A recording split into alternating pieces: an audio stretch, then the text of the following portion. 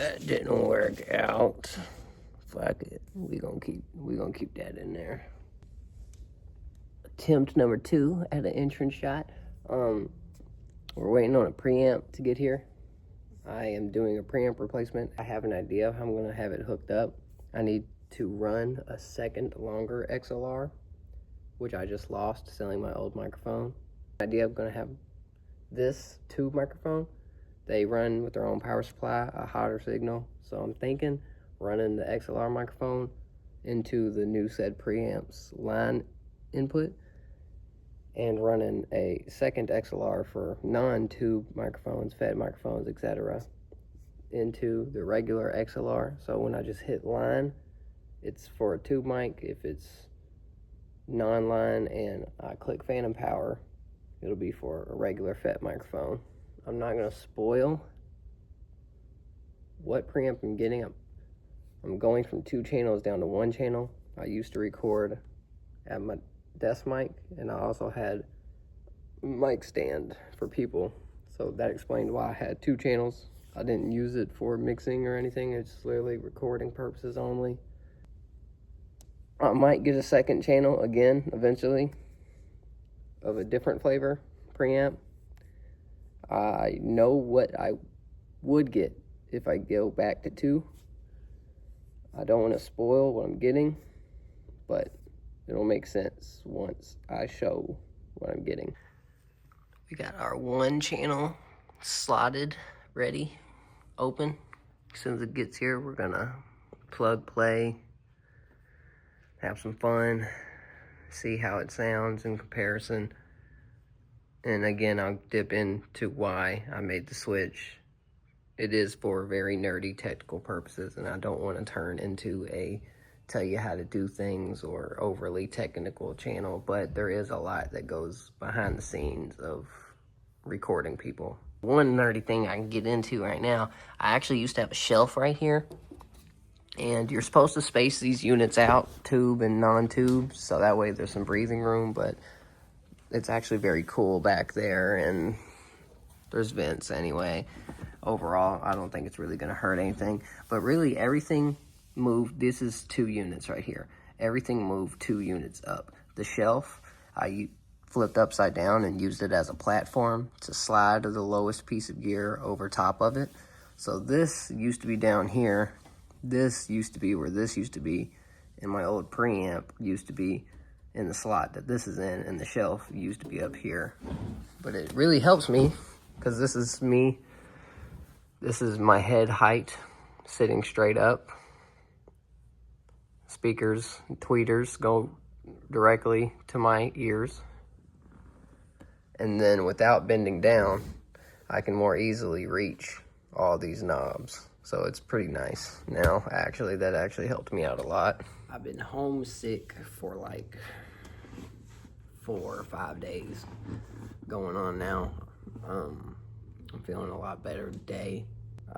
Had a 102 fever for like 3 days, down to like 101 yesterday, and I'm sure I'm probably at anywhere between 100 to 101 right now. I've just been thinking, with all this extra time I've had to myself the past 4 or 5 days, what I can do to get a little bit better recording quality. The recording quality is really good right now, but it can always be better.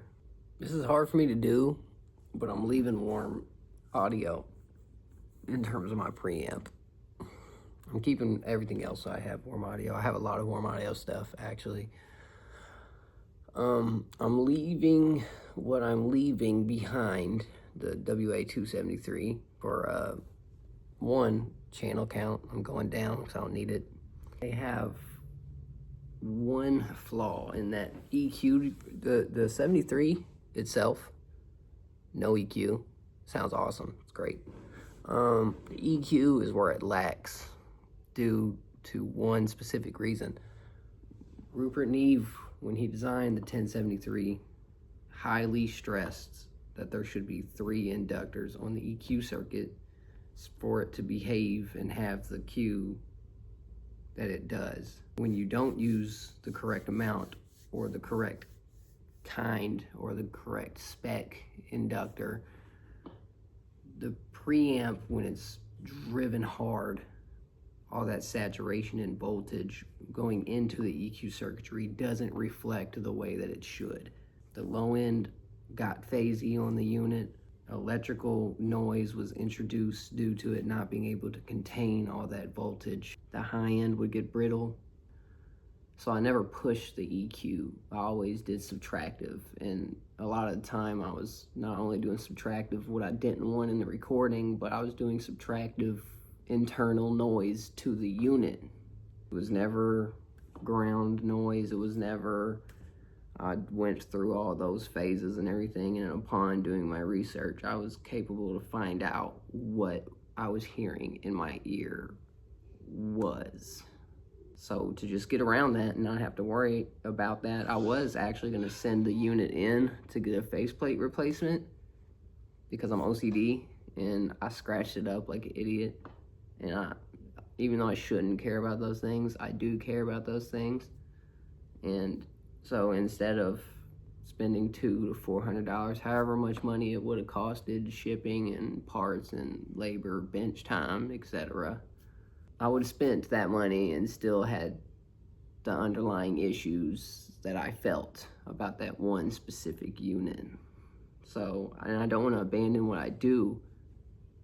So I'm getting a different 1073, one that's built a lot closer to the blueprints in terms of how it sounds and inductors, transformers, etc., etc., etc. It's cheaper because the board was actually put together within seconds by machinery, but all the parts that you don't want to cheap out on was not cheaped out on. And not cheaped out as in like a diss, because I know that they build things at price points and have to make certain cuts around things, and then they also try to add different functionality that's not necessarily to the original blueprint.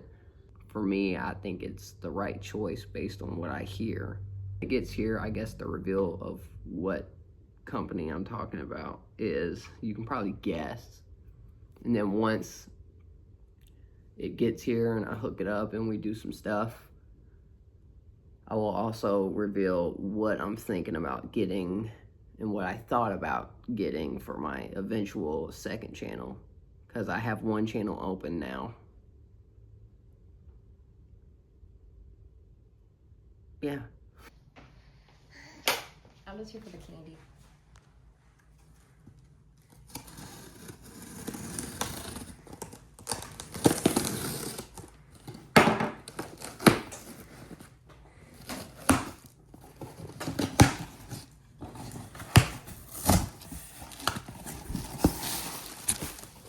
Where's the candy? What's in there? So Okay, bye. you just throw my bubble wrap to the side like that? Ooh, 2 packs of candy.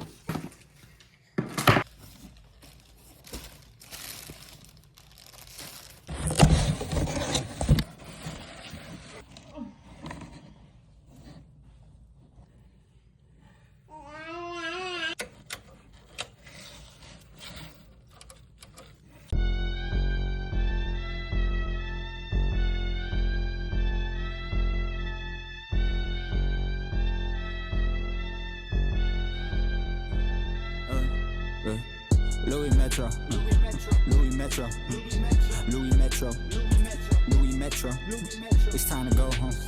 That place special. Louis Metro, yeah, Louis Metro. Can't get stepped on, bring my stress, don't use a leftover. Bully lame folk ain't the same though when you can't grow.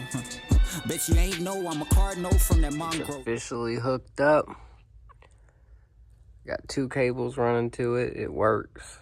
2 mic running in the line in, and then whenever I fit mic it, it's plugged in to the regular input.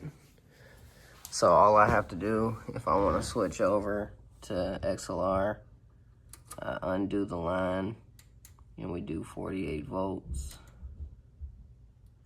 But ain't nothing plugged into it, so right now we're set the line in. On the warm audio, I would do 30. But 30 isn't really picking up a signal.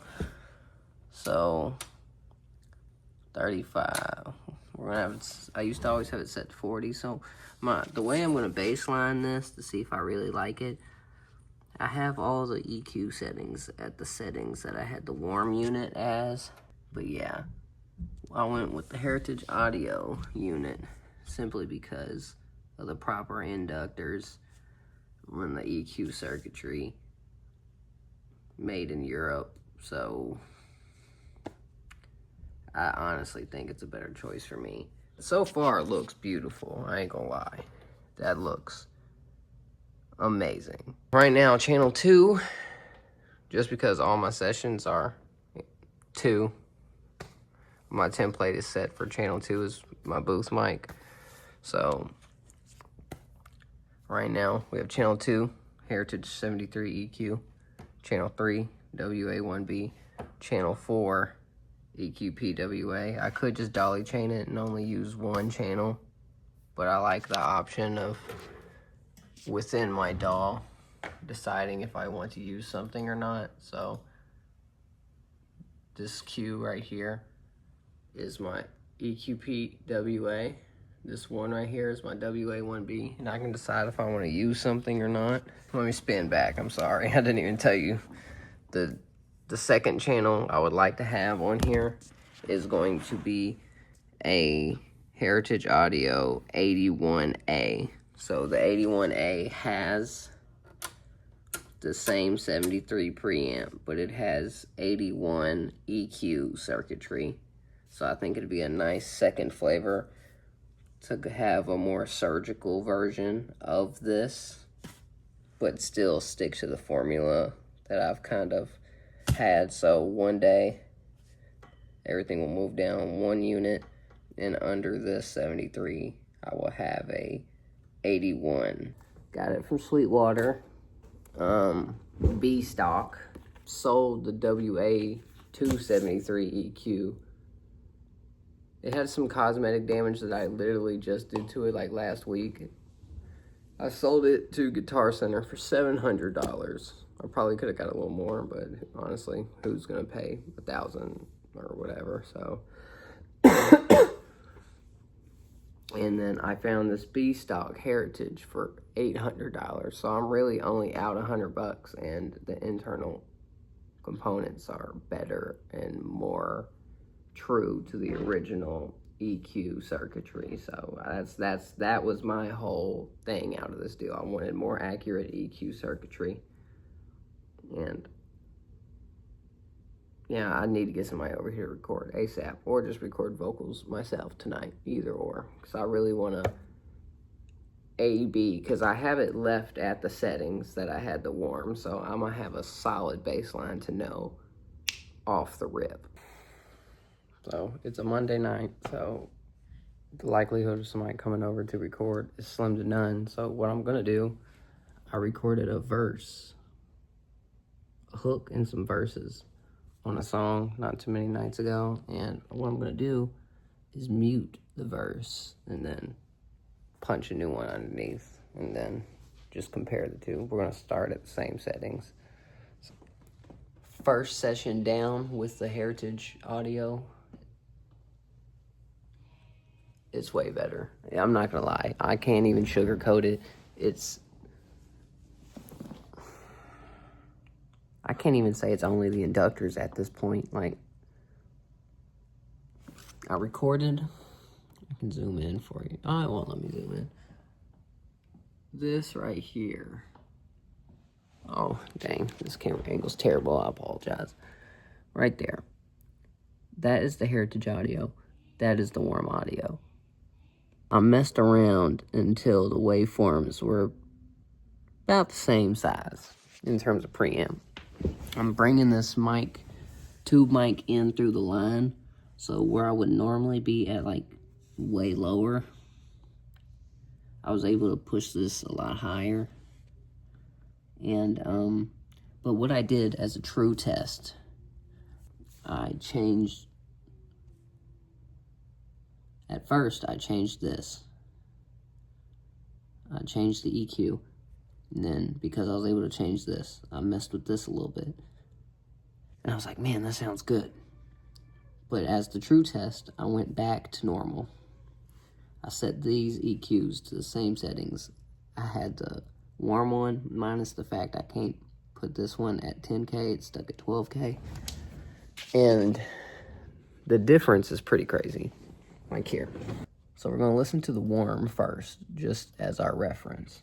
Living on past tense, so my homies gone, they don't disappear like magic. Most of them living through me, make them pop out like a hat trick. If I watch these videos back, won't take me back. No bad friends. If I had my homie bad bitch, I chase her back then. If you want me back in this bitch, can't be like back then. I do not regret my decision whatsoever. I'm not gonna lie. I do not regret it at all.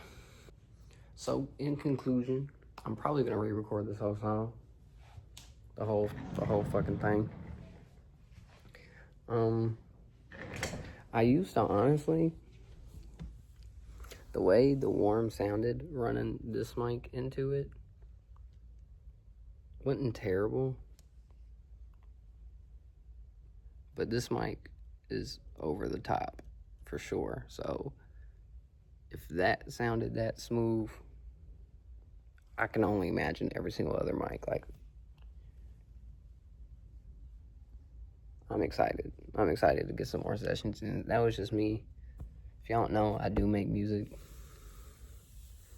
I mainly like to record other people's music nowadays. And I got to do what I do out of necessity because I was tired of going to the studios. But I do make music. So every once in a while, y'all might see me making music. Personally, I don't really like to rap no more. I still rap, don't get me wrong, but you might catch me making a R&B song or like a pop song or something. But yeah, I do not regret my decision. At first, I was nervous going down from two channels down to one. But the way that I'm able to throw a fat mic in there and then just turn off the line and go over to 48 volts is clutch. And I'm definitely going to get an 81A after here.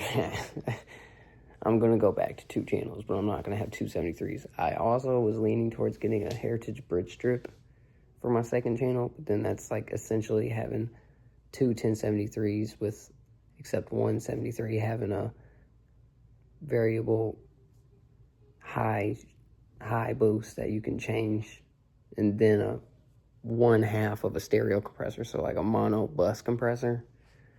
And it would be cool to have another compressor mixed into the chain to where I could like one day be like, I don't want to use the WA1B, I'd use the one. And then sometimes, honestly, the EQ sounds so good, I might even be able to go without using the Pultec clone. But I do want to mix it up, but I think it'd be really cool to have that same preamp with a more surgical EQ. That would be pretty fun. That's probably what I'm leaning more towards, but we'll see. Louis Metro.